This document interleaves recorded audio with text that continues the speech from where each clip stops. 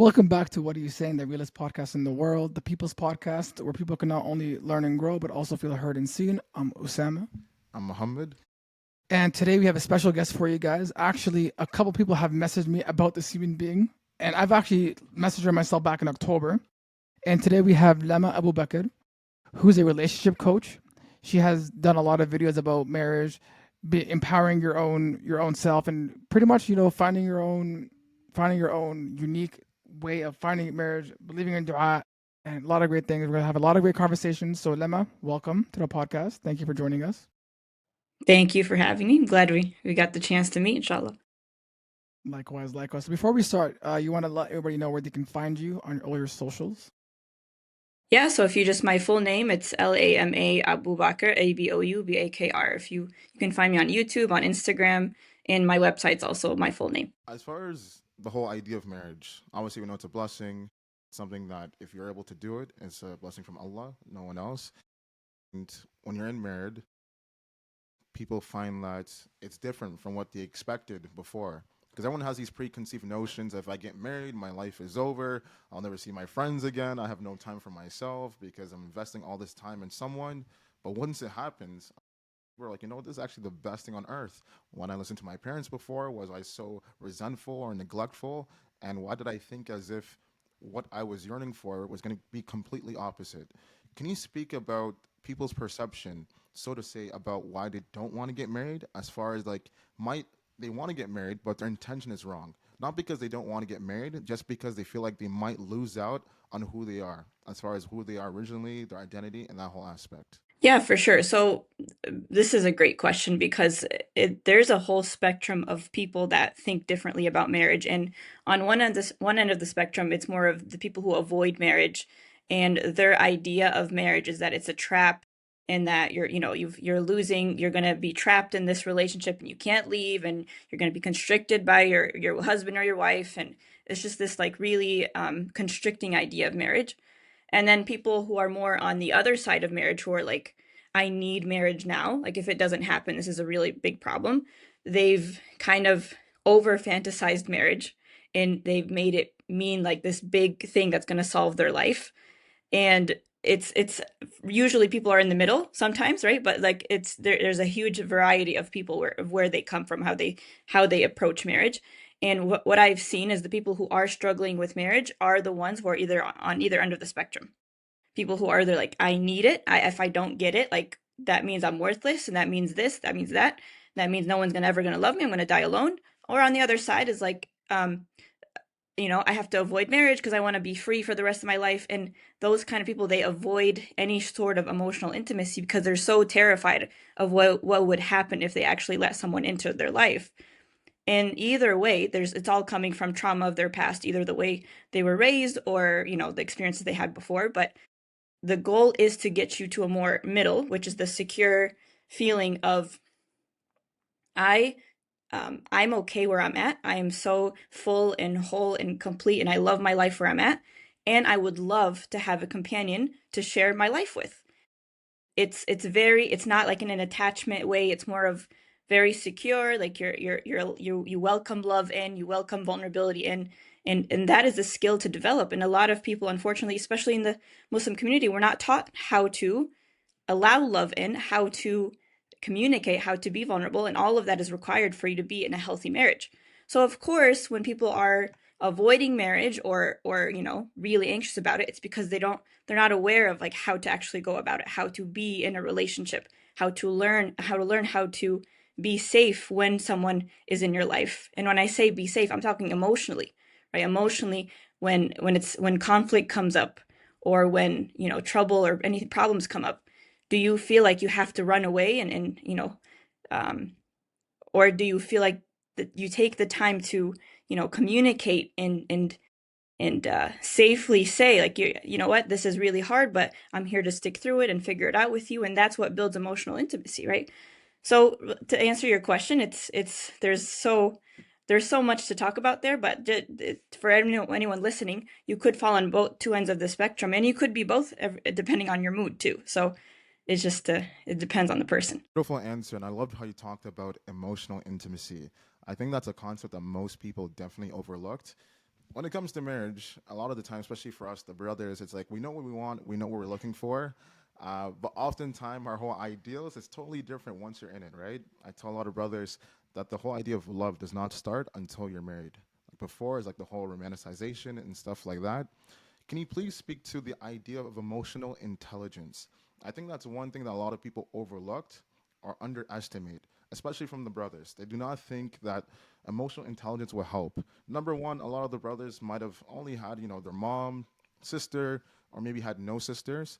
So as far as a woman, her feelings, what she's looking for, the answers that she wants in the moment, as opposed to the answer that's correct is totally different, and how to go about those things. Is there any advice you could give to Muslim brothers as far as the whole nuance and the variance when it comes to emotional intelligence and how these things are really the deal breaker of having a long-term marriage as opposed to a short-term marriage when you're trying to base it off your whole philosophy and ideals and what you think is right versus what's more holistic for you and your partner? Yeah. Okay. So let's first define what emotional intelligence is. And I like to think of it in a very practical level. If someone who has a very wide range of emotions and they're able to tolerate the negative emotions very well, and they don't just run away as soon as something uncomfortable happens.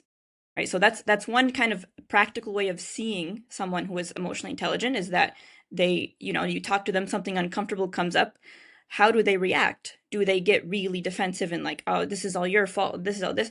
Do they take responsibility for their emotions that come up when they feel defensive?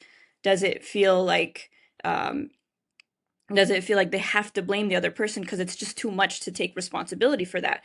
And do they, all of this matters because when it comes to the actual marriage, when someone doesn't really have emotional intelligence or knows the capacity to handle their own emotions, it is so easy to blame the other person and think it's all their fault and project all your stuff onto the other person, which obviously will push the other person away and the relationship will end. And usually you see marriages where, if a woman says, hey, like, I feel like you don't love me, usually the man, if they don't have emotional intelligence, they're still taking it really personally, like, oh, am I not a good enough man for you, like this, and then they kind of shut down and he starts avoiding her and she feels more anxious that he's kind of distancing her, and all of that would have been solved if when someone is when especially in a man, when he's in a healthy masculine uh the ability to handle his emotions, the ability to lead the way especially when a woman has a lot of emotions and he's able to hold that space for her. That is the most healing thing you can do for yourself and for the woman, because when a man is able to handle all emotions, and the way but a side note, the way I like to define confidence is someone who is able to handle any emotion that comes up, no matter how hard it is. That doesn't mean negative emotions don't come up for them. It means it comes up for them and they're able to pause and be like, okay, this is what I'm feeling. And it's not a problem, but I'm feeling this way. And they allow negative emotions to come up and giving it the space it needs to just be there without making it mean that they're a bad human or there's something's wrong with them. It just means that they're a human being and emotions are going to come up. So why emotional intelligence is so important, or that capacity to handle those emotions is so important, is because when you're able to do that for yourself, you are so much more capable of handling it when someone else like tries to give it to you, right? When a woman comes to you and says, hey, I'm feeling this, I feel like you don't care about me, I feel like you this, you're able to just stand in and listen and not take it personally. And when she sees that you're not taking it personally, she feels safe. And when a woman feels safe around her man, it's game over. It's just so good. It's like, that's it. Everything just feels so much more smoother. Everything just feels so much more intimate. And the intimacy that a man is looking for usually stems from like that emotional connection that leads to better everything, right? Better physical intimacy, better just everything. Everything just feels so much better. So it all starts with when emotions are brought up to you, or when you feel a big emotion, how do you handle it? When you feel yourself getting defensive, do you notice it and pause and try to like reflect and understand where it's coming from? Or do you think, oh, it's coming from her and I got to get rid of her, or, like blame her? And so this makes a world of a difference. This can make or break your relationship. And it really makes a huge difference, and it can make any woman, if we're specifically talking about men, it can make any woman melt into his arms when he knows how to handle emotions and how to lead the way. And so I always say it only takes really one secure person in the relationship to make the whole dynamic much more better flowing. And so that's why it's so, especially for men, it's so important to learn emotional intelligence for their own sake, really. Yeah. I have to agree with you because I'm not gonna lie to you. You said a lot of things which did captivate me. Looking back at my younger self versus now, I've definitely I've had way more emotional intelligence now versus when I was like 20 or 25 or even like way younger. And obviously, I think it's really important for a man to take. I'm not gonna say like, go take a whole course, but like to learn or to actually go learn from people who have better emotional intelligence from you. Because to articulate yourself in a certain situation is really important. Like, of course, we're talking about marriage now to relationships because the easiest thing to do is to blame someone. Oh, like it's you. But like sometimes you have to understand how someone like takes love in or how someone like gives love, and I think that's really important. Also, regarding emotional intelligence, sometimes you can also see amongst your friendships as well. Like some people are way too defensive, or some people start like blaming, or they want to go off on you. So I think to that person or to that guy, I want to say, I would you have to start working on yourself because I have a lot of brothers who say, "Oh, I want to get married," but I'm like, bro, you get mad way too easily. I'm like, if you get mad at me, I feel bad for your wife. And I Yeah. remember one time I was making a joke to one of my friends. I'm like, "What are you gonna do if your wife, like, for example, cooks you a meal, it doesn't taste good?" He's like, "Oh, I'm gonna go off on her." I'm like, "You're not gonna Oh, survive. You're not gonna survive a month." yeah, bro, I that's the think it's least really of your important worries regarding of your emotional food not intelligence. tasting good. No, but honestly, I think that one aside from understanding like the role of men and women and like the roles of marriage, generally as a man, you have to learn how to like keep your emotions in check and Hmm. your anger because that's what shows a real man. Like I know a lot of girls say, "Oh, I want a guy who's 6 feet or whatever," but I will say this: a girl should generally be with a guy who does not want to get into the fight. Because if Hmm. you've been in a fight as a guy, you know you can easily get injured. The one who wants to entertain it clearly haven't been in a fight because that also that is a lack of maturity, is a lack of understanding, a lack of you're also putting your significant other at risk. But I do agree, though. I think a lot of men, even if you are emotionally mature, there's still stuff to learn, because obviously, again, social media has a huge impact on relationships, and sometimes like man or woman, you see something on social media, then you start like thinking twice about it with amongst your own relationship. Right. And just to add really quick, I do think um, as long as you just take responsibility for your emotions and your mistakes, you're good, right? So I'm not saying you should never get angry, but more of like when you do get angry and you say something you don't mean, do you take the time to apologize and own it? And that's really it's because we're at the end of the day we are human and sometimes we slip up. I know we're going to talk about as far as like if you want to get married, what's the intent, how to pursue it, the right course of way. But before getting into that, for those who've already been a part of that process, that's already going through it, a lot of things that we have conversations with brothers, we hear from sisters, is the aspect of the scenarios of the results. Like you're trying to get married, you're meeting person after person, whether you find someone, whether it's a parent or an aunt in the community, someone in the community that has referred you to this person, you go meet with them with your family. Maybe after a few months, you thought it was going to be something, it didn't work. It just keeps happening over and over and over again. And as this compounds, it becomes more nerve wracking, more annoying, and one might be confused, or one might even revert to not wanting to have marriage at all because it's just too much. What do you say to those who are in that process right now, thinking that they want it to happen on the first, but maybe they've already met two or three or four people? Sometimes people don't want to feel shamed. Conversations happens, people talk and stuff. So there's also that judgment, which is also tough for a young brother or a young sister as well, right? So, what do you do when the results are not in your favor at the moment? Yes, so this is a great question. It's my favorite question because this is the part where a lot of people struggle. They use their past evidence as a way to define their future, as a way to define the next relationship. As an example, according to my evidence of the 5 people I've talked to, each one of them doesn't work, which means I'm not good at relationships, which means something's wrong with me. So what happens, right? They're carrying this whole identity, this belief that things don't work out for them very easily. So the next time they get into a relationship, they get excited in the beginning, but then those subconscious fears come up again, like let's say a week or two in, And then they operate from those subconscious thoughts of like, oh, it's probably going to end. It's probably, it's the same results every time. So what makes me think this is going to be any different? And guess what's going to happen? Your energy is off. You're not the same person, like who you're not authentically yourself anymore. And so now the person, either the man or the woman, is looking for ways to either sabotage, or they're looking for ways of how that person's not actually interested in them. And so they literally show up anxious, or just they don't show up themselves anymore. And obviously the person's going to notice, and they're going to be like, what the heck is this? And they leave, because it literally proves. And then what happens is that the brain gathers more evidence of how it's not possible for me, and it makes that identity even stronger. I'm never going to get married. Something's wrong with me. Every time this happens, someone leaves me. But the problem is they're not noticing the pattern that keeps coming up is they keep believing the same exact thoughts in every single situation, but they're not even noticing it. They think it's coming from the other person not wanting them, when the reality is they're more operating from like the fears that they're coming from. And when you're operating from fear, obviously your ego is going to come up, and it's going to be like, oh, something's wrong with me. And you're going to make it all about you, and you're going to make it all these problems that come up, which no one wants to be around someone who's constantly making it about them. Right. I'm talking more about from a shameful perspective, like either get really defensive, or, look for problems or something like that. And even if you fake it and you act confident, people can still notice that energy. People can still notice something is off. And when you're in that perspective, when you're in that energy coming from fear, from a spiritual perspective and from a practical perspective, Allah doesn't give you something that you can't handle.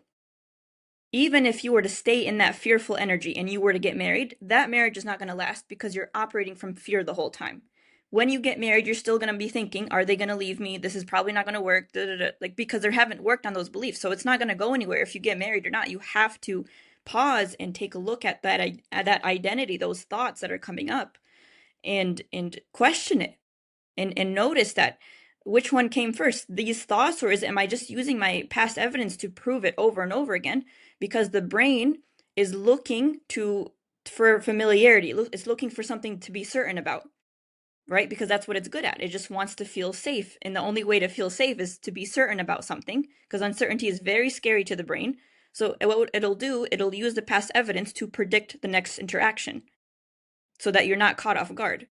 And in order to do that, it's going to reproduce the same exact actions, the same exact feelings. And the only way to break that chain is when you stop and you're becoming aware of those thoughts before it takes over the whole relationship. And to kind of give you an idea, as a personal story, I think I might have shared it on YouTube, but I would have the same situation before I met my husband. Every single time, I'm more on the avoidance side, so I'd constantly like look for ways to cause, like, to show that it's not going to work for me. And I noticed it every time, right? Every time a minor inconvenience came up, I would just end the whole thing. Okay. And then eventually I met my husband, and the same exact pattern came up, but this time I felt so much more aware of it, and I stopped it in its tracks before it went any further. And that's how alhamdulillah, I let myself just kind of let my fears down, and let my guard down, and actually go from there. But I wouldn't be able to do that if I'm not aware of what's causing that fear in the first place. And that's usually when I, for example, when I work with my clients, as soon as we uncover those fears and kind of learn how to neutralize it and feel more at ease and start coming from faith and trust, immediately, like, they start noticing the better potentials start coming, and they still just feel so much more relaxed during the search process, because they're not taking it personally anymore, and they're operating from a whole different realm of emotions, right? They're operating from faith and like optimism, and I wonder who's out there for me, and I wonder what Allah's written for me, and they don't use their past evidence as like a track record of how much they failed. They used it as all these opportunities that didn't work out built exactly who I need to be today in order to have the beautiful, healthy marriage that I want to have. And every single person that you've met that didn't work out, there is always wisdom and lessons in that, if you choose to see it.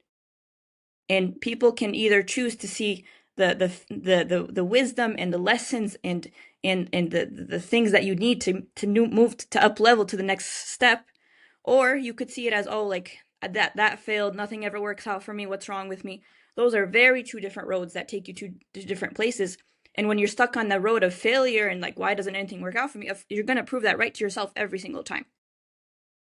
So to kind of summarize this whole thing, you have to make sure you're not using your past evidence as proof of why things won't work out for you in the future, because that doesn't mean anything. We have examples from all of the Sahaba and our own Prophet ﷺ of the amount of times he failed and failed and failed, and he got back up and continued, because he doesn't necessarily trust the people or the evidence. We trust in God. We trust Allah can make anything possible. So no matter how bad your past was, it doesn't mean anything unless you want to make it mean something.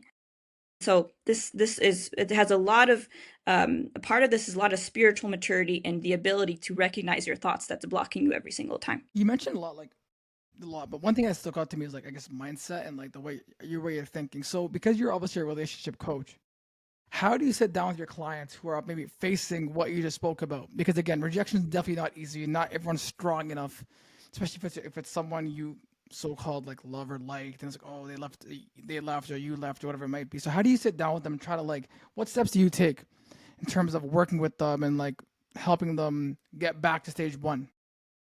Yes. So this is my core work here, right? I try to keep it very simple. It's the three things that I focus on is, what are your thoughts about yourself? What are your thoughts about the opposite gender? And what do you think is possible for you? Like, what do you think God can give you? The first thing I like to focus on when, for example, something failed, as I ask them, what does this mean about you as a human being? Okay. So if someone leaves you, do you make it mean I'm such a failure and I'm unlovable and no one will ever want me ever again? Or do you make it mean, oh, that alhamdulillah, Allah dodged the bullet, that was not my person. On to the next. The more you train that muscle, that second one, alhamdulillah, that wasn't my person. I'm so glad that didn't work out because Allah's saving me something like much better. And you don't take it personal. As soon as you take it personal, you're kind of gonna spiral in shame and not learn anything from it. So you have to get out of that and notice, okay, what does it actually mean that they rejected me? Okay, it means that I am not their person. It means there's something that they saw that they didn't want, and I want someone that wants me. I want a person that wants me. Why would I even like, why would I, it's not something that even makes any sense. Why would I cry over someone that doesn't want me? They don't want me. I don't want, let's khalas, like, let's move on. But as soon as you're like, that, where people trip up here is they're like, oh, this means this about me. They start making it mean something big about them, something like deeply wrong with them, and that's where people trip up. So the first thing I like to ask is, what does it mean about you that you're single right now? Do you label it as something bad and shameful, or is it just more of a, I like to label it as like a beautiful status that Allah has gifted you at the moment, that is saving you from bigger things that you don't even know that's happening. And if a rejection comes your way, Allah's training you how to handle rejection to become the man or the woman that you need to be when marriage comes. And so all of this really matters. And that's a beautiful answer as well. I think the first thing I take from it is when you talked about spiritual maturity. Because number one, it's a trial, not a punishment. And like you said, there's wisdom behind every event. So it's on you as the person to take the time, reflect, analyze, and comprehend what is the bigger picture, the bigger meaning. And maybe that person did not want to be with you, but does not mean that you cannot, like you said, do better in order to be that better version for someone else that's going to appreciate those qualities that the first person did not see. And I think the second thing as well, like you said, not to take anything personal, and that's where perception comes in.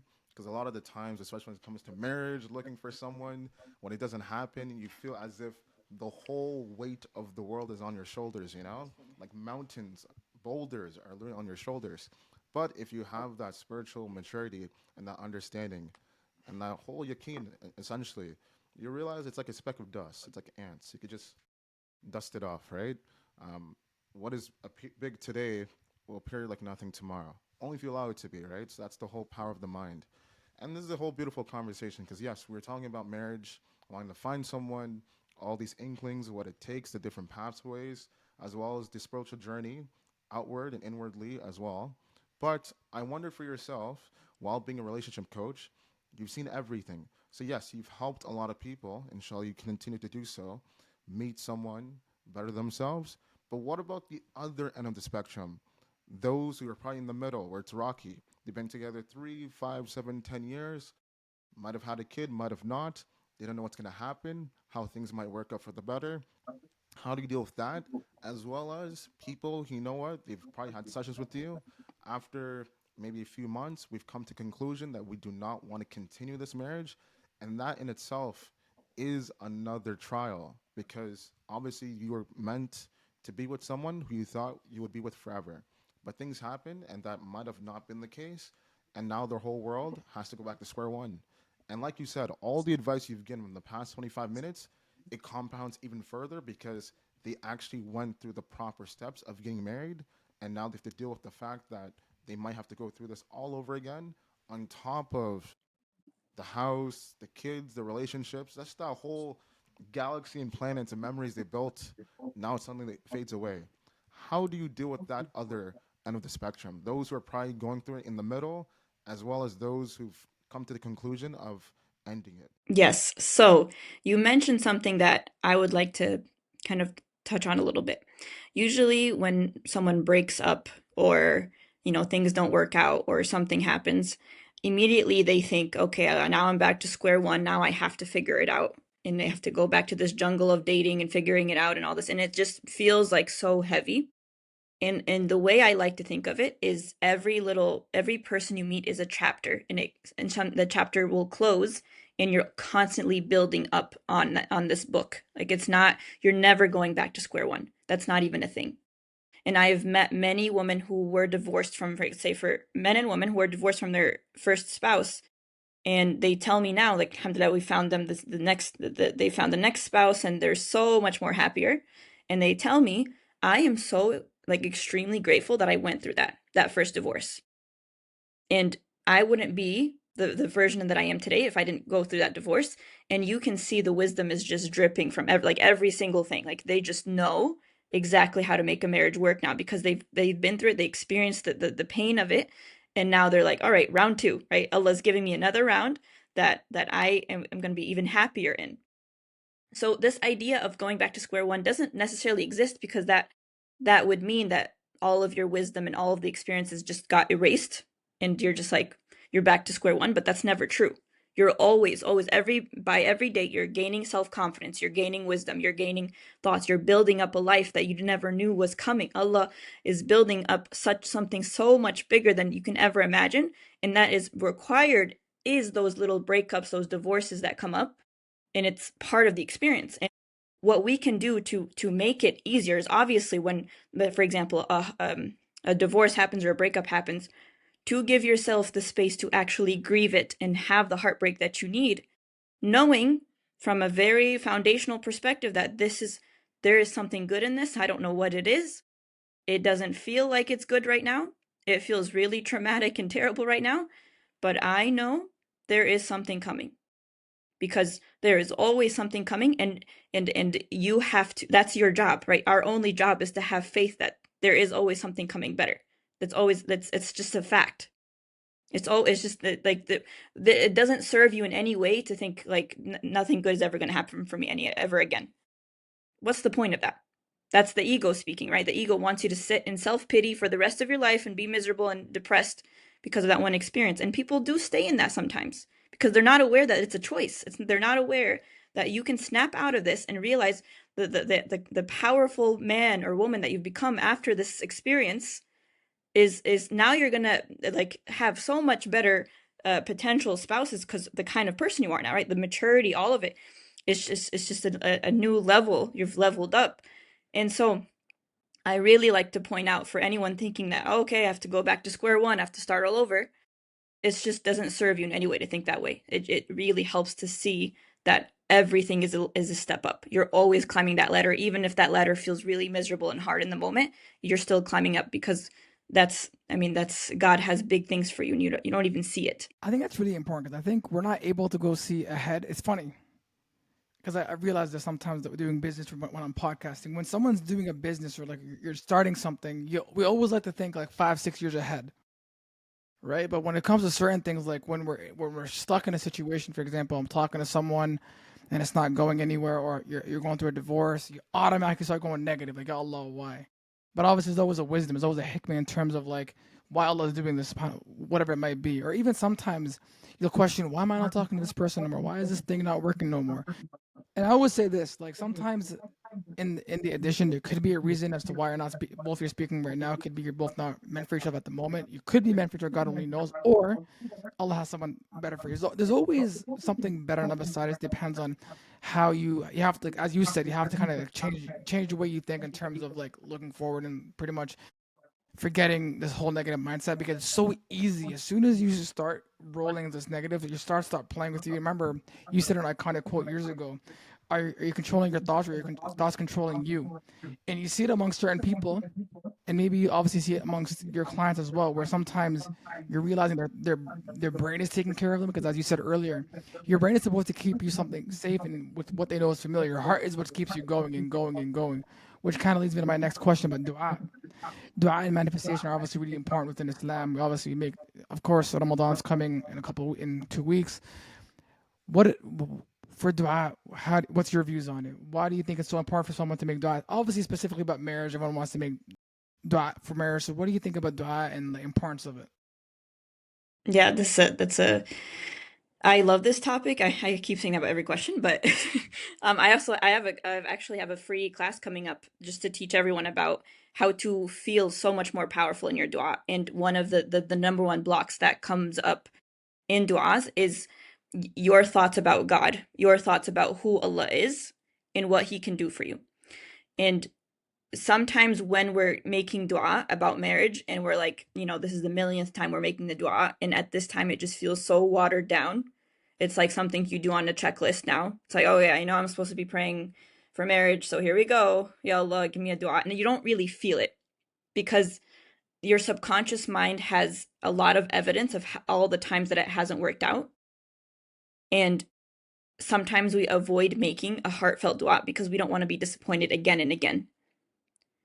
And it just feels sometimes painful for people to even keep making dua, because oftentimes maybe you hear questions like, at what point do I stop making dua? Because it just feels painful when they make it and they don't see results. And then they're like, oh, here we go. Like, I have to keep making it, even though I don't really believe it's going to work. And the problem with that is when you don't have that conviction that Allah will answer you, one of the prerequisite of an answered dua is to have conviction that Allah will answer you. And the problem here is it's kind of like which one comes first, right? It's this belief that, oh, like I've been making dua for 10 years, it's not working, so like what's the point now? It's not like things are going to change. Those fears, those subconscious thoughts that we don't even notice, we just think it's true, is the reason why your duas are not being answered anymore. And now it just feels like, well, it just feels like more of a checklist. Your heart's not really into it. It just feels like it doesn't feel like from your heart, right? And we have to go back to needing Allah to make things work for us. And when we've lost that connection to Allah, when I say lost that connection, your thoughts about what God can do for you has changed. And to kind of give a summary of this, every single thought you have about Allah, each individual sentence you have creates how you feel. So if I have a thought, I'm not a good enough Muslim, why would he answer me? How is that going to make you feel? It's going to make you feel disconnected. It's going to make you feel shame. When you feel disconnected and shame, what do? Action-wise, you make less dua. You literally feel disconnected.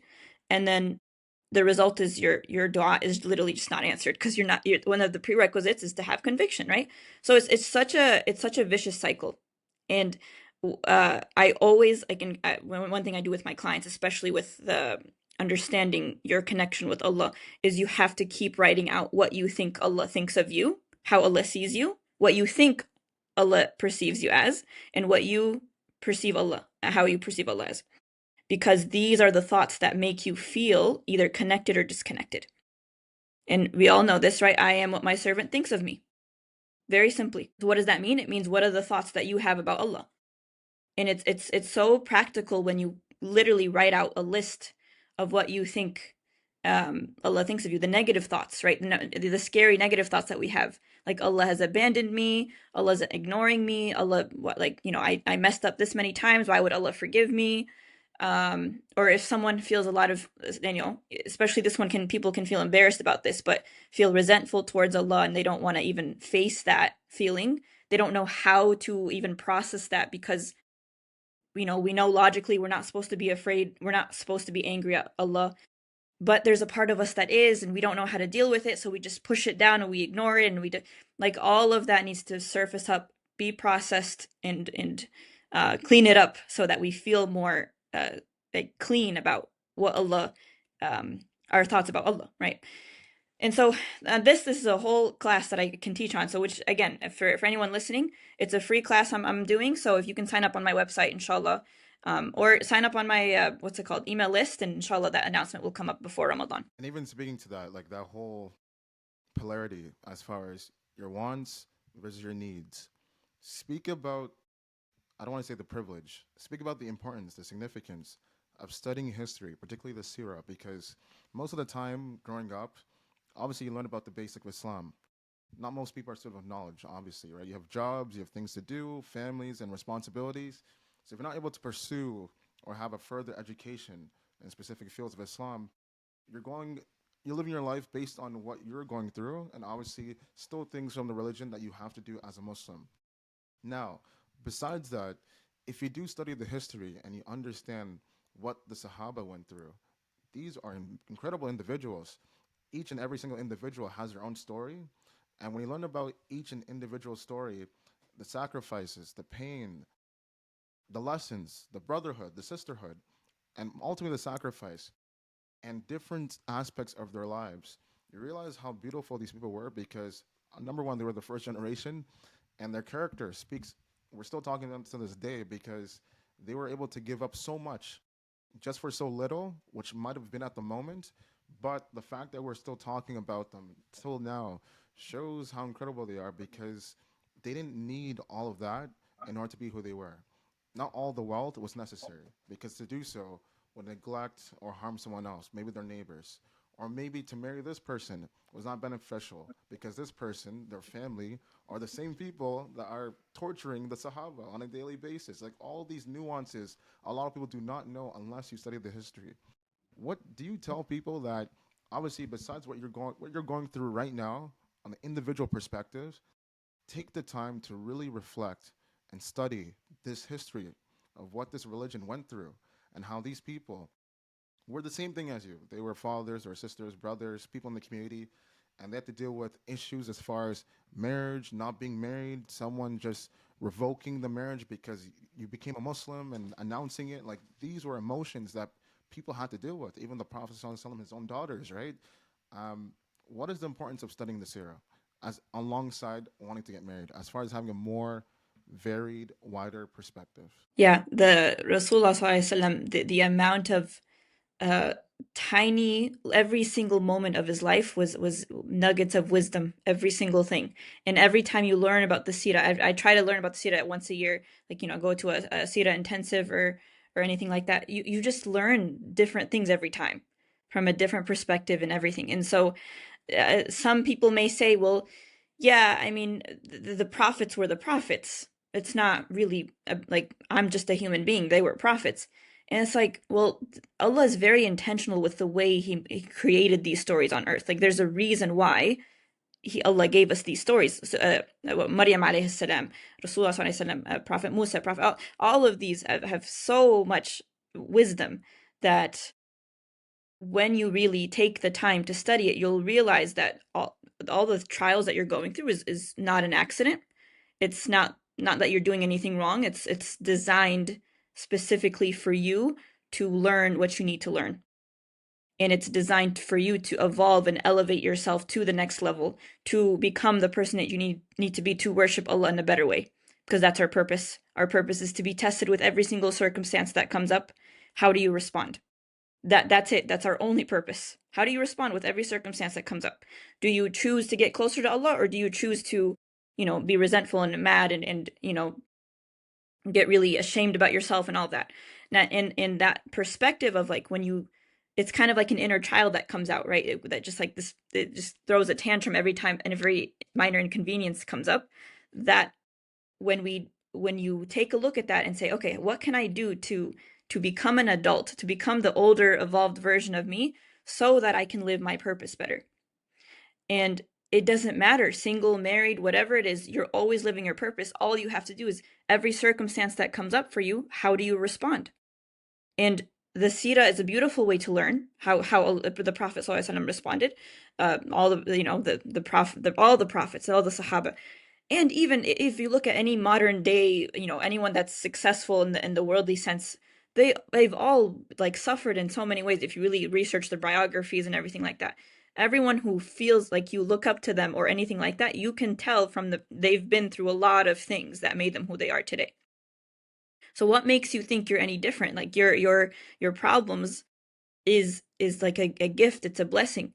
And honestly, low key, like every time I feel like a negative problem, a negative like feeling come up, I get kind of excited. I'm like, ooh, like there's a new lesson coming my way that I don't know what Allah's gonna unlock for me, right? So it's healthy to start seeing your problems as like an opportunities, and like there's so much more coming, and learning how to feel what you need to feel, which is all the negative thoughts, like feelings that come up, and you just have a bigger capacity for life and emotions, and it just makes you feel more alive again when you see life that way. I have a question for you, and I think I would really I really want to hear your opinion about it. Uh, this whole alpha male thing, you hear it on TikTok, you hear it, oh, the alpha male topic, whatever it might be, right? Like, oh, men should not share their emotions with their wife, or men should not cry, or whatever it might be. Now, obviously, I think crying is human nature. So all the guys are like, oh, we don't cry. I think every guy knows in their house they cried about something that's obviously upset them. And you probably have had situations where maybe like women who are married have went to you and they said, my husband does not know how to express his emotions. So to advice to men who have this problem, because clearly a lot of us do, even amongst the Muslim community, because again, most of men you always hear as a kid, we both know this. Oh, men don't cry, men don't cry, men don't cry, men don't share their emotions. So how do you combat that? What's your advice regarding that? Yeah, I think first of all, I think men have a lot of pressure and responsibility to always be a certain way and act a certain way, and it's so heavy sometimes that like at one end they're told not to cry, but one other end cry because like you have to like loosen up a little bit, and they feel conflicted sometimes, and there's an internal conflict. And so I alhamdulillah, I've had the opportunity to work with a lot of male clients, and I see like deep down at their soul like they want to open up, but it just feels so scary to do that sometimes. It feels like the fear of judgment of like what kind I would probably be a really weak man if I opened up and I actually cried and all this, and sometimes it just takes like small little doses, if of just trying to open up slowly and showing your body and your brain that it's safe to open up, and that there's nothing wrong with you if you opened up. And it is more of a like when I say safety, I'm talking about more of the nervous system, right? It just feels like if I've been taught all my life that I'll be a weak man if I open up, obviously your brain's going to be like, hell no, don't open up, like you got to stay close, like don't share anything, right? So and especially with women listening to this, if you have a man, or doesn't really open up with you, it really helps to like not pressure him into opening up, but more of like give him the safe space that he needs, and he just sometimes needs time to feel at ease, to feel safe in order to slowly open up. And it's different with everyone, right? Like I can share like a lot of different experiences with people that I've seen. Some people takes a year, 2 years, a couple months, a couple years, right? It just really depends on how safe they feel. And for men listening to this, if you focus on, what does it mean about a man if he were to open up? What does it mean? Does it mean he's weak, or does it mean he's strong? And you can look at examples of Rasulullah sallallahu alaihi wasallam. You can look at examples of actual strong men that did cry, that did express emotion, and just use that as an example, really. Yeah, also, I agree with everything you say, and I'll say this just to add on to your point before I ask my next question, because I think a lot of men, again, I don't think every man should cry every single second. Like, don't be eating like pasta then cry, oh, babe, this is amazing food. Like, that's just weird. At that point, like, you can't be crying about everything. But I will say, I think it's really important for a man. I think it's really important for the wife, or to understand that every man, obviously, in terms of love languages, we receive love differently. Some guys, for example, like even myself, till this day, I have a harder time opening up. The only time I really open up is to this guy. Like he's someone he probably knows more stuff about me than like other people do. And I think that it's really important. It's I think it's also really important to know, to add on to your point, that there are people who are there for you, and if someone is gonna laugh at your lows, it's not someone you want to be around with to begin with. And if a, and I think the person you marry, girl, guy, like whoever, like whether it's like you're a girl crying or a guy crying, whatever it may be, I don't think your significant other will ever make you feel like you're not able to feel vulnerable around them. Because if the purpose of the foundation is to obviously go forward, then I don't think that's gonna matter. Which kind of does lead me to my next point. There's a lot of people, including myself, but a lot of people out there who are trying to get married. Obviously, why are you laughing, bro? No, I'm not laughing. There's a lot of people who are trying to get married out here. And what is your advice, the steps that they can take? What do you advise them? What are some things you look for saying, this person says he wants to get married, but they're not really ready? So what are some key nuggets you can give us based off your experience as a relationship coach? Yeah, first advice is I have so many videos on my YouTube video that I've discussed in detail of like how to start and everything. So for people who really want to go in depth, I start with my YouTube channel, inshallah. Um, but first thing I like to talk about is your self concept, what you think of yourself, what you think you're looking for too. So let's say, for as an example, you want to first of all you want to find out what your own values and priorities are in your own life, so that you can find someone who also matches those values and priorities. So as an example, let's say you're someone who really values honesty. This is one of my values, right? But as soon as you get into like talk to someone or get into a relationship, you start not necessarily telling the truth all the time, and you're kind of like people pleasing, and you're not necessarily being fully honest. Someone who doesn't value honesty, you're going to attract someone like that, right? Because you're not living the value of honesty. However, when you're living the value of honesty and you say things how it is and you're very authentic, and authenticity is one of your values, you are also going to attract someone. When you're being fully yourself and you're authentic, you're going to attract someone that values that sees that as very refreshing. And so the very first step is understanding what are your values, what are your priorities.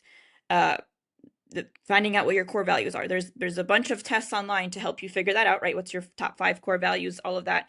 And what I would recommend is every value you have, how are you actually living that today? If you say one of your values is faith in Islam, do you like the way you're living that today? Or do you just say it because you think that's what you should be living, but you're not actually living it? So the first step I like to help people with, the first like pillar, is, are you living the life that you say you have, that you want? I want to be someone that is like a good Muslim, a strong good Muslim, and I love, community service, and I love honesty and authenticity. Are you actually living those? Is that showing up in your life? Or if we were to take a look at your life, do you spend most of your day scrolling, on social medias, and like kind of numbing out throughout the day?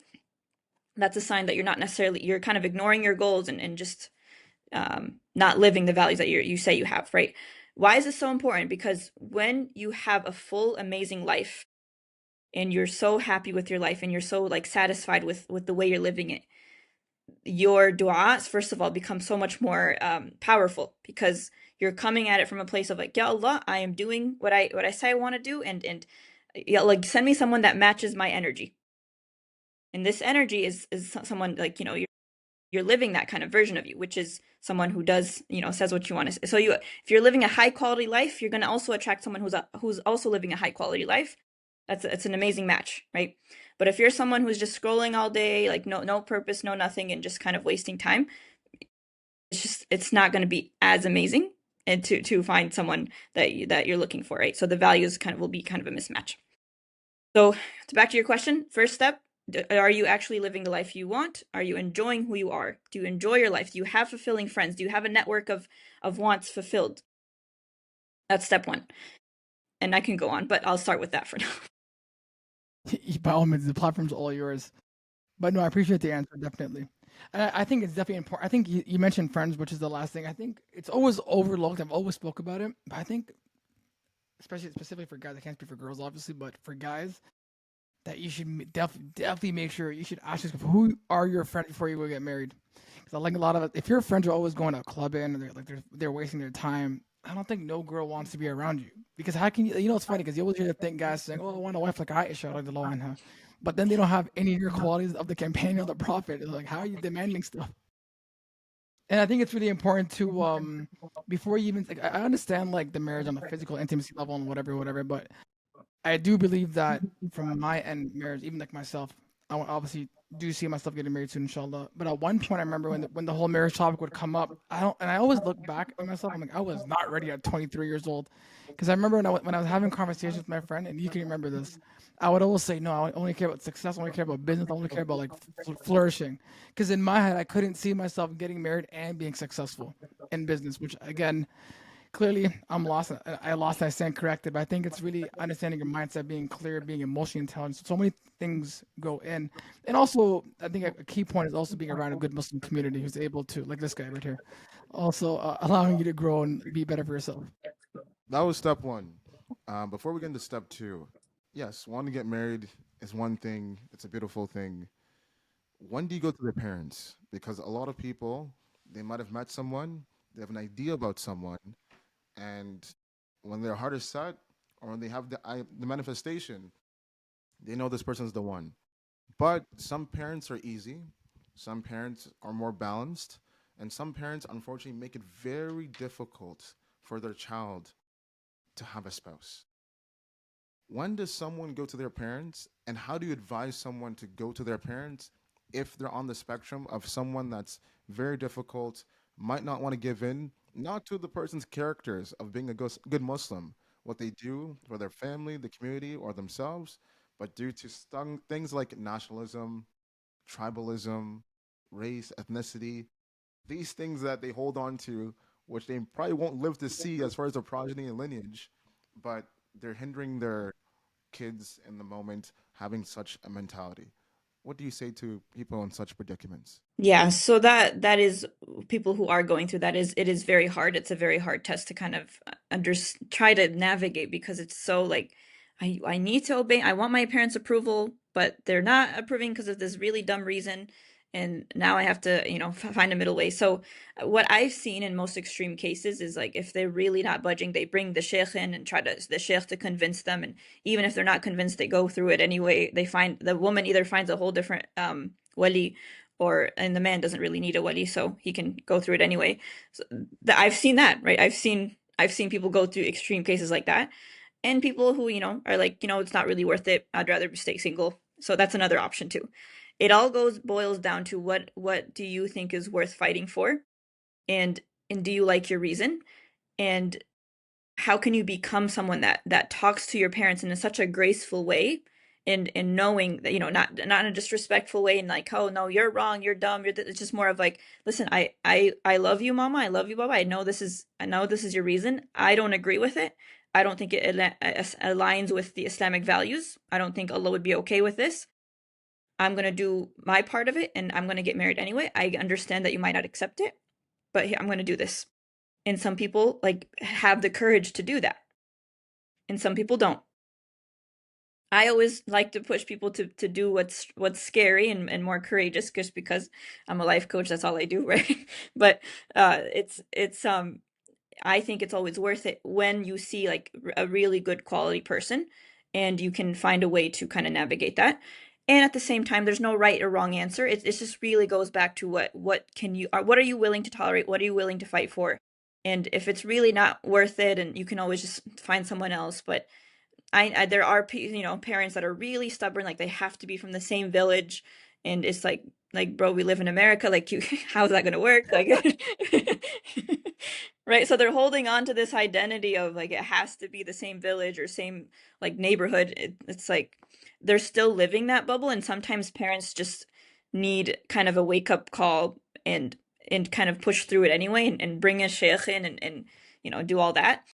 Again, it's all up to the person and how strong they are. And usually I really encourage people who are struggling through this to get like either someone to help you with it, right? Like a professional, someone to kind of navigate these emotions, because it can be really draining to kind of go through it. I do agree because I do think like interracial marriages is funny because obviously our religion does encourage it, but then you have like culture, like of course like I'm Arab, you're African, and then you see like these it's funny because we're born and raised in Canada, like the two of us. So in my head, I'm like, whether you're Arab, Afghan, South Asian, African, doesn't matter where you are. In my head, I'm just like, as long as you're a good Muslim to me, I don't care where you're from. And I understand where some parents come from. Like, oh, for example, I'm Palestinian, so I understand like sometimes and my parents aren't like this, but I understand the Palestinian culture where, for example, oh, we want to talk about back home, the village or whatever, and then they want to. I'm like, Dad, I'm like, to me, I remember I had this conversation with another uncle. I'm like, that doesn't matter to me because I'm like, what do I want to talk about?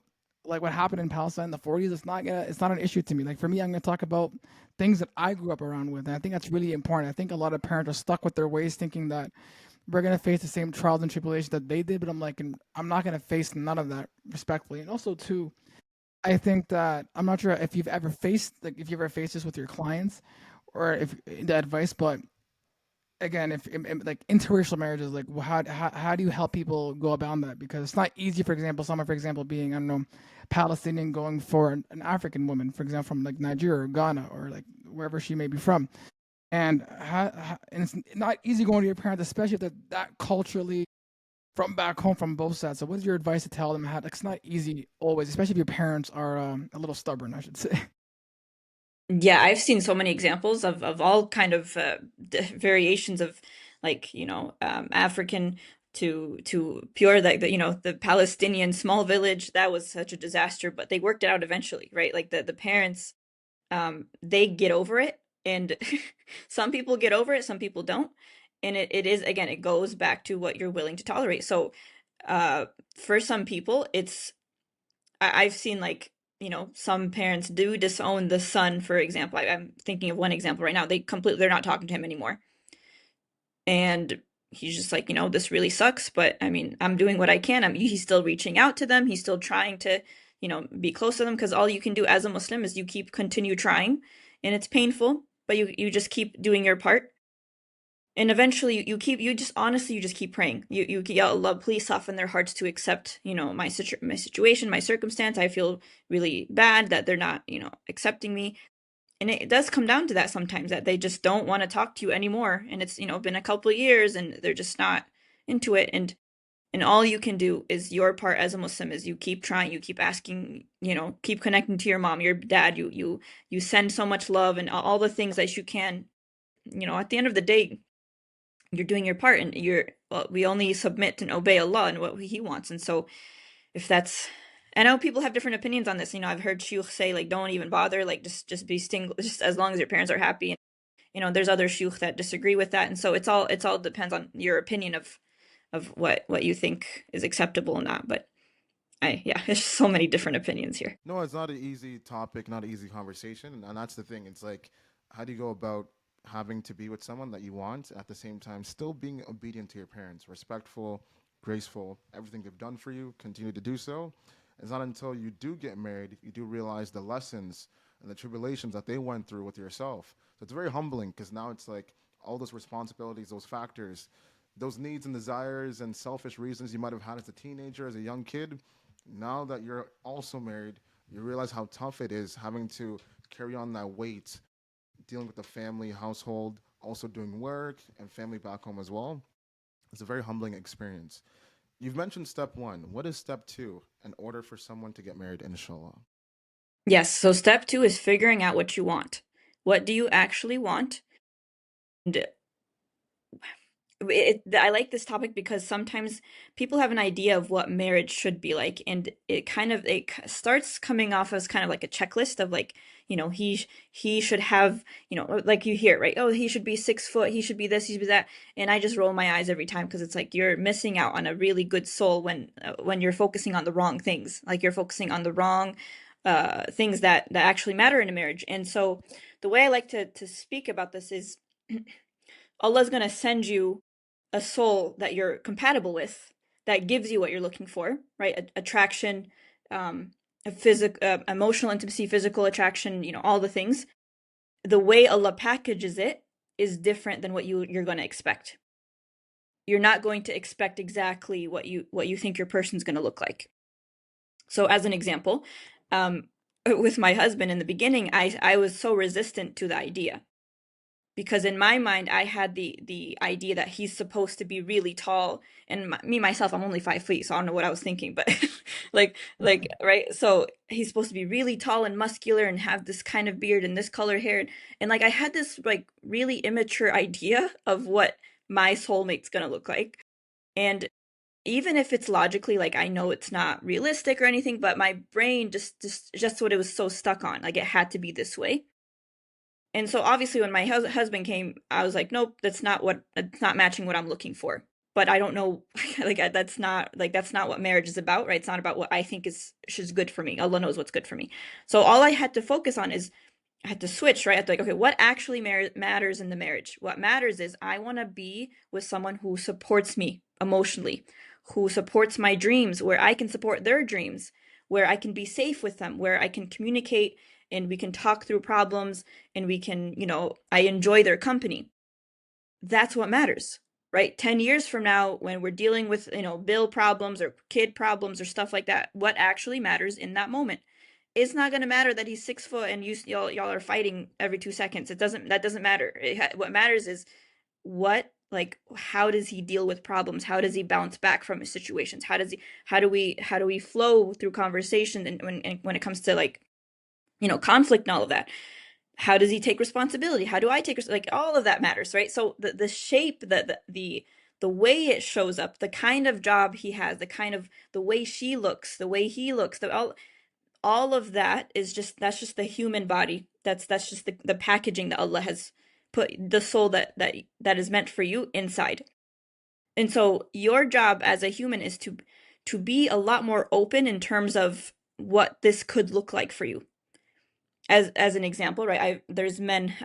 If a man, for example, tells me like, I want a woman who has blue eyes, she's this height, she looks like this, she got that, and I'm like, this is not Build a Bear workshop. First of all, let's let's reel it back for a minute. All right, why?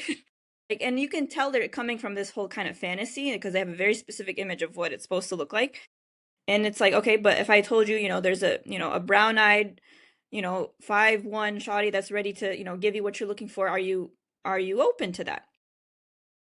And he's like, well, what if I'm not attracted to that? And it's like, you're defining attraction as only she has to be blue-eyed and has to be this and has to be that. That's a problem, right? That's, again, we're focusing too much on the packaging of the gift rather than like what's inside the package, which is the soul, which is like the character, the deen, all of that. That's what matters. So when I say, what are you looking for? What do you want? You have to get really specific. What does that actually look like? And that goes back to, for example, the values I talked about. I want her, when someone says, for example, I want her to be educated, okay, she has to have a degree. What is actually underneath that is they want someone who can have conversations with, right? So, for example, I had a client once who was telling me, I want a man who has a couple, bachelor's and a PhD and stuff like that. I was like, okay, why? Why does he need to have that? Because she's saying, well, it's really important to me and this, that. I was like, okay, but if he's someone who's like an entrepreneur and he never graduated college and, he's really smart, it's just he doesn't have the degree, is that okay? And she was like, oh, I never thought about that. Right? Because it's not about the degree, it's about what's underneath. What are you actually looking for? You're looking for conversation. You're looking for like emotional intelligence, really, at the end of the day. But oftentimes we don't think about this stuff because we just think we know what we want. We think it has to look like this.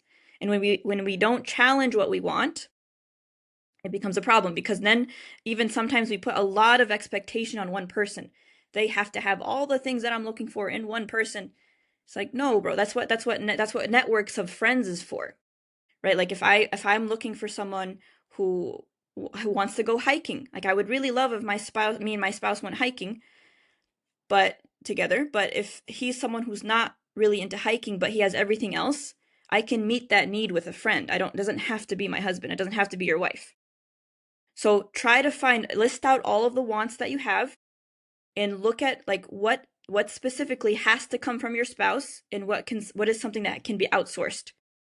Because even subconsciously, these expectations really get to us, and when it comes down to it, we'll find reasons to reject someone because of a stupid reason that we didn't really think about. And because people don't know this, they think that like they're rejecting because of a good reason. And it's like, no, like we're human beings and got to be a little more open of what this means. And, there's so much to talk about here. Like in examples, for example, if let's say a woman was told growing up that debt is really bad, having debt is bad. And let's say she meets a doctor who obviously has debt because, medical school costs millions of dollars and we're in America and whatever. So obviously he's going to have debt, but everything's amazing. It's just that he has debt. Why is that a deal breaker? Well, because I was told that's bad. But like that's what partnership's about. You join and he takes responsibility for it and you work it out. It's not just like an absolute deal breaker and that's it. Like there's no compatibility.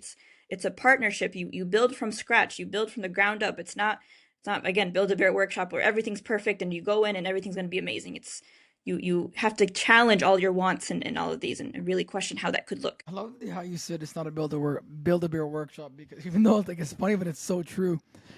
Because it's funny because like I guess when you look at the average guy, like, oh, the girl has to have blue eyes or whatever, whatever, whatever. But I think the older you get, the more mature you get. You me and him always have these conversations. The number one things are obviously like Dean and character, because you can be the most attractive person physically, but if your character is the disgusting and it's like horrible, you don't want to be around that person. And again, and I think that amongst guys we always have these conversations. People, a lot of guys always think about just the physical intimacy of marriage, but I'm like, that's not only what a relationship is. I'm like, it's not gonna last if it's the only thing that you're thinking about. I'm like, women also need emotional intimacy. They need someone to talk to. I'm like, I remember I was having an argument with one of my coworkers. I'm like, dude, I'm like, if your whole relationship is this, I'm like, you'll be divorced by the next day. Because I'm like, you need to have a conversation with your significant other. And it's funny because you obviously mentioned like certain like stuff like, oh, he has to be 6 feet tall, or he has to be this, he has to be this. I want to kind of still touch upon that, but from the guy's perspective, a controversial topic amongst guys is mehed, dowry. They're like, oh, a girl's asking for this much, but she doesn't do this. So like, and or guys, obviously girls care about height and whatever it might be, but for mehed specifically, obviously you're a girl, and obviously we know Islamically it's their right, but what's your views on mehed? Should there be any negotiation? Is it relative to what the guy is making? How should we combat this issue? Yeah, so I took Imam Majid's advice, which he recommends 10% of the man's income. Okay. Uh, I just go off of that. Now, if the man has resistance to that, what I like to question first is what is it about it that's uncomfortable that she's asking this much? Usually what comes up, especially for a man, there's a lot of financial like pressure and responsibility that they feel like either they're afraid of being taken advantage of. They feel like, oh, like what if she just takes this money, or like there's a lot of thoughts there. Okay. And also, let's say she demands a really high amount and you're like, I would like to follow the rule of Imam Majid. Obviously, we're going to be husband and wife. I'm going to take care of you for the rest of my life. It's not like we're going anywhere. How would you feel about that? And if she's someone who's like, absolutely not, this is my price and I'm not going down, and is it? That tells you a lot about her character, first and foremost, that she's not willing to be, there's no flexibility, there's no like, hey, this makes me uncomfortable because of this. And you genuinely communicate your emotions from a place of like, like you're clean about it, right? You're just like, hey, like I'm really uncomfortable because this is a really high amount and I was thinking, planning our future with this kind of money and I was wondering, this. And if she comes up to you and says, hell no, like this is my price and that's it, and then that rigidity is going to be the show up in your marriage, right? So that's something to, it's the way I like to think about it is you're constantly gathering data about the potential that you're talking to, and that's your only job as you're getting to know someone. Your only job is to gather data to see, is this someone you actually want to marry or not, depending on how they deal with problems. When you bring up something and you're uncomfortable and they're so rigid about it and they're not willing to compromise, is this something that you're willing to deal with in the marriage? So it's not necessarily even about the meher. This is a really good sign of how you both deal with problems. Because inshallah, like when you get married, this bigger problems are going to come up, and it's just another like kind of sneak peek of how things are going to go. Yeah, but that's very true. I just want to agree to that. Oh, it's definitely true. Definitely true. And then even after that aspect, talk about the whole thing about the marriage itself, the ceremony, where it's gonna happen, how many people are gonna attend, my community versus your community. I don't know what car we're gonna use to drive in If or you're take us out. if you're Arab, like the whole community, bro. Debke, like what's going on, like all these things, the nuances. Some partner might want all these things, so they're used to it. They grew up in it. Another couple, another partner, sorry, I might say, might be more reserved, more conservative. They might not want all the things, a little bit less. So how do you deal with that? Like as far as like they know they're good for each other, they went through the process, they're qualified, their parents are liking each other and stuff. But when it comes to the ceremony itself, one culture versus another, and now they're trying to debate on what to do and what not to do. What should people do in that situation? Yeah, so I was actually talking to one of my clients about this. He's just getting married, and his family wants a huge Daisy wedding and all, how they have like 20 different events, and and it's like, I'd rather put this money in a down payment on a house, right? Makes sense, very logical, especially the pressure that there is on men to do all this. So yeah, right, very logical. Now, what the choice you have here is either you can do the emotional work to allow your parents to be disappointed in you of why you've chosen not to do that, or you can give in and spend that money and not deal with that emotional problem, right? I always push for the harder one, which is to deal with learn how to deal with the emotional stuff that comes up with disappointing parents about like, hey, like, they wanted a $60,000 wedding and you didn't want that, and you like your reason, and it's very solid and grounded in your values. Now, are you willing to, let yourself feel the consequences of that? And I always think it's the more empowering way to choose that option. And usually people get over it and they move on. Like honestly, no one really remembers weddings. Like nobody really cares that much. So yes, so your parents, you could choose that option of doing that, or choose the option that I did, which is my all my family, they all want, my family, his family, they all wanted a big wedding, and me and my husband, we didn't want that, but we let them do what they wanted to do, and it's like, all right, we'll just show up. It depends, it really depends on it was kind of like, all right, we'll show up to this circus and see what happens, but it's just not, it really depends on what you're willing to tolerate. And I always like to say this to everyone, because some people just don't even want to like have any conflict with their parents in any way. They'd rather pay thousands and thousands of dollars than deal with that. That's one option. When it comes to conflict with, like, let's say the woman herself wants a big wedding, but the man just wants a simple wedding. It helps to kind of talk through what's the middle ground? Is there a middle ground in any way? And it's really helpful to think like, like, I'll give you what you want, on one of these days, but can we do this something small like this and that, only because these are my reasons, and she lists out her reasons, and that, and and sometimes if it's really hard, bring a third party in and to kind of discuss it. But again, I think it really helps to see in situations like this, um, to see how we deal with problems. When one person wants this and the other person wants, is there any sort of compromise to reach a middle point? And sometimes there's going to be disappointment on either ends, and allowing that disappointment to come up and kind of grieving the dream that you wish you had. But as long as you're prioritizing your relationship with each other, what actually matters here. Is she someone that just gives up on the whole relationship because she didn't have the wedding that she wanted? Or is she someone that's like, no, you know what? I really value you. I really think this could work. I'm okay with just like, a simple wedding. And, even the other guy, like if the guy's like, you know what, I value her. I want to give her the dream that she wanted. I'll do this if she wants. And, it's just really all communication. There's no right answer here. No, I agree. Honestly, I think big weddings, like I don't really care for a big wedding. That's too much money, especially like in Canada. Yeah. It's Yeah. crazy, dude. I And agree. sometimes Yeah. you always have these like gatos that almost coming in, like, do I even know you? Yeah. Like, why are you here? But then the thought in my head, I'm like, as long as they have like a minimum $500-600 in that envelope, we're good. That's the egotistical mind that I'm thinking about. I guess I'm my with last you. question. Yeah. There you go. That's it. It's like Yeah. if you have money, then we're good. If you Yeah. don't, masalam. But so I have a question for you. I guess my last question for you is: social media has a huge impact, both men and women. And usually, like like I know, like a lot of girls get hate for it because they're always comparing themselves, but guys can do the same thing. Like guys compare when it comes to cars, boats, the certain lifestyle. Now, me personally, I'm obviously not married, but I've always been a private dude. I know he's also a private guy. Ironically, we have a talk show, so it's like, make that make sense. But I think what's the importance of staying private on social media? Because I understand like you want to show what you're happy, but then again, you're giving the viewers, your social media viewers, who you don't know could be envious of you, negativity, or you can draw unnecessary attention. So how do you what's your thoughts on that? Like in terms of like social media and hiding your marriage from the world? Yeah. I think it goes back to your intention of why you're sharing it. It's kind of funny story because in the beginning, I would share pictures of me and my husband, and I started getting really weird messages after that, and I was like, all right, this is not worth it anymore.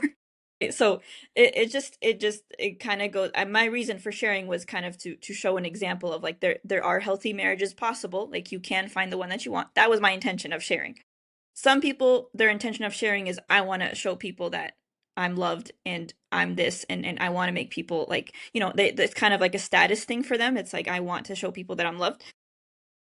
I would always check your ego before posting anything because Allah knows your intention and somehow it comes back to you. It really it goes back. And so it just I don't know. This is hard to answer because, for example, my husband shares pictures of me on his Instagram and I don't really care, but because I have a bigger audience, it matters. So, but it goes back to your intention. It goes back to why are you sharing it? Are you sharing it because you want for example, you want to share a picture of your wife because you want to recognize her and make her feel appreciated and like, loved, and because she likes that attention, whatever, right? Your reason matters, your intention matters. Um, I do think if someone's posting a little too much of the relationship, there's something definitely wrong happening there. Like, why do you need to share every little detail? That's a problem, right? So, um, yeah, it just depends on your intention.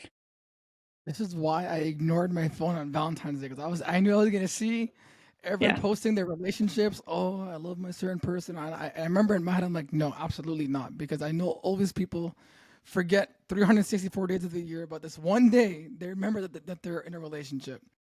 And it's funny because in my head I'm like, why are you remembering your person on this specific day?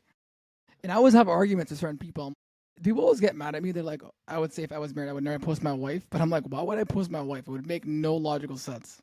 Or like even I don't need the unnecessary attention. Not sure if we lost her. Did we lose her? I have no idea. Oh, are you back? Okay, you get disconnected for a Okay, minute. cool. Okay, yeah. In the post production, no one would know. We'll fix that definitely. But we want to say thank you so much for obviously coming on the podcast. We enjoyed this conversation really much. Myself and Mohammed, obviously. Yeah, I would say from this conversation, it was incredible. All the answers was very powerful.